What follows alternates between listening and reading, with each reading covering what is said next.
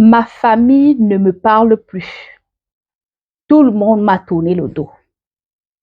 Ça fait plus de 15 ans que je vis en Suisse. Je travaille comme aide-soignante. Je suis en instant de divorce avec mon mari. Je n'ai pas d'épargne. Je n'ai rien. J'ai un enfant adulte. J'ai un autre enfant que j'ai laissé au Cameroun. Je me suis occupée de ma famille depuis que je suis en Suisse. Tous les mois, je faisais quasiment le virement de la totalité de mon salaire. Aujourd'hui, que je suis en instant de divorce, je n'ai même pas l'argent pour aller louer parce que je vais quitter la maison, parce que la maison ne m'appartient pas. J'ai trouvé mon mari avait déjà sa maison. On s'est mariés sur contrat de biens séparés. Je n'ai pas d'argent, je n'ai pas d'épargne. Maintenant que je suis dans l'incapacité de pouvoir faire le virement comme je faisais tous les mois, ma famille ne me parle plus. Tout le monde m'a tourné les dos. Dans les groupes de réunion, on m'insulte là-bas matin, midi, soir. Aïe, aïe, aïe, je suis perdue. Je suis tombée de 4 étages. Je n'en reviens pas. Les personnes que j'ai aidées hier, les gens que j'ai envoyé l'argent, les tantes, les cousines, les cousins, les oncles. Quand on m'appelait, je suis à l'hôpital, j'ai envoyé l'argent. Quand on m'appelait, on a chassé les enfants à l'école, j'ai envoyé l'argent de la scolarité. Aujourd'hui, que je ne peux plus, je n'ai même pas d'épargne.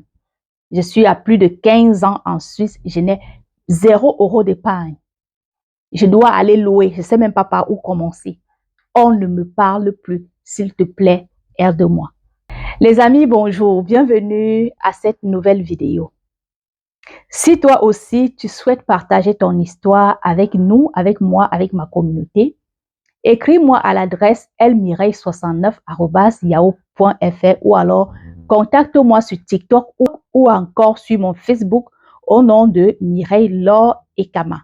Laisse-moi un IB là-bas avec tes problèmes. On va venir parler de ça ici et on va t'aider avec les conseils. Cette maison, c'est une maison d'entraide, c'est une maison de conseil.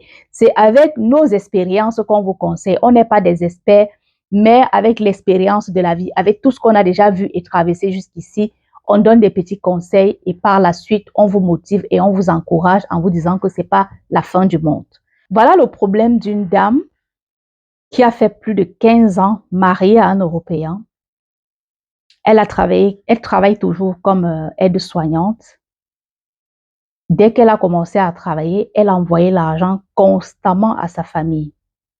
Et maintenant qu'elle veut, elle veut aller en location, c'est-à-dire qu'elle veut aller louer un appartement parce qu'elle est en instant de divorce avec son mari, elle se rend compte que son salaire est quasiment insignifiant pour pouvoir payer les charges et continuer d'avoir le même rythme qu'elle avait auparavant. C'est-à-dire envoyer l'argent tous les mois à sa mère, à sa cousine, à sa fille qui est restée au Cameroun et à d'autres membres de la famille. Et la famille qui ne veut pas accepter cette situation-là, on lui dit, tous les mois, on appelle. Si elle dit je n'ai pas, on l'insulte dans les groupes de famille. Bref, vous connaissez la suite. Elle aimerait des conseils venant de votre part. Donc, laissez-lui des conseils en commentaire.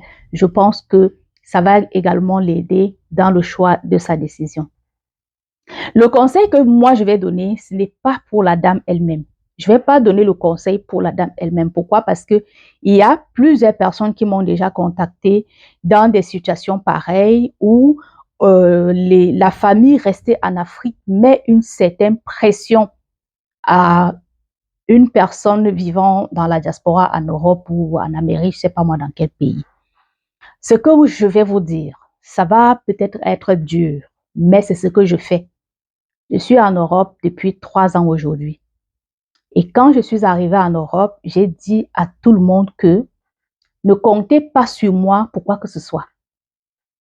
Écoutez-moi très bien. Je suis en Europe depuis 2022, ça fait 3 ans. J'ai dit à mes cousines, à mes tantes, bref, ne comptez pas sur moi, sur quoi que ce soit. Il y a les cérémonies où j'ai donné, je n'ai pas donné, ne comptez pas sur moi. Quand vous arrivez en Afrique, vous voulez faire plaisir à tout le monde. Je ne sais pas pour quelle raison, mais vous voulez montrer aux gens qu'ici, on gagne beaucoup d'argent. Non, on ne gagne pas beaucoup d'argent ici. Le salaire d'une aide-soignante, c'est combien? Le salaire d'une infirmière, c'est combien? Ça, ce sont les domaines où on retrouve la plupart des émigrés, aides-soignants, infirmières, ménagères, bref, vous connaissez. Les salaires, c'est combien? C'est moins de 2000 euros.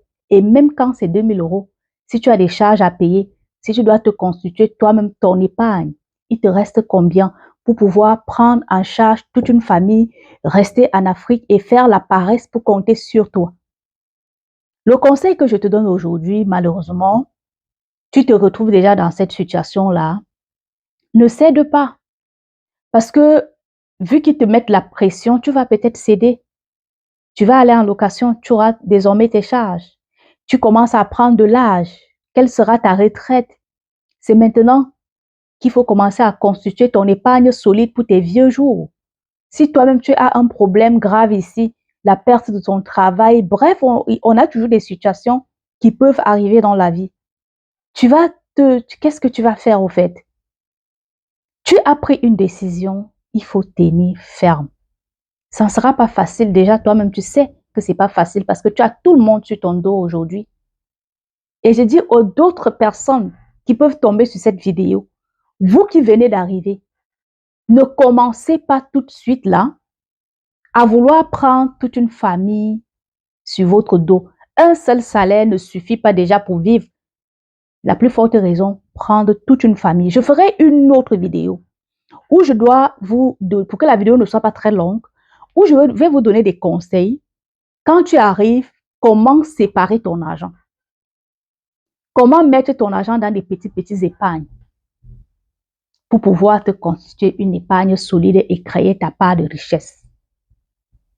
La famille africaine est très, je ne sais pas comment je vais dire ça. La famille africaine n'est pas reconnaissante. Du moment où tu donnes l'argent, on est avec toi. Quand c'est mauvais sur toi, tout le monde te tourne le dos. C'est une famille égoïste, c'est une famille qui ne pense qu'à elle-même. On ne se met pas à la place des autres.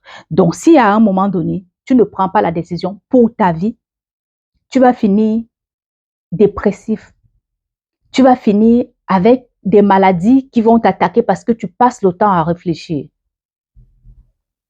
C'est bien que toi-même aujourd'hui, tu réalises. Parce que si auparavant, on t'avait dit, ce que tu fais là va te rattraper, tu n'aurais pas cru. Aujourd'hui, tu es face à la situation et tu comprends ce que ça fait que de donner, que dépenser pour les gens, se ruiner pour les gens, que demain ne seront pas, ne vont pas se mettre à ta place. Parce qu'aujourd'hui, non seulement tu es dans un instant de divorce qui n'est pas facile, tu te sépares avec ton mari.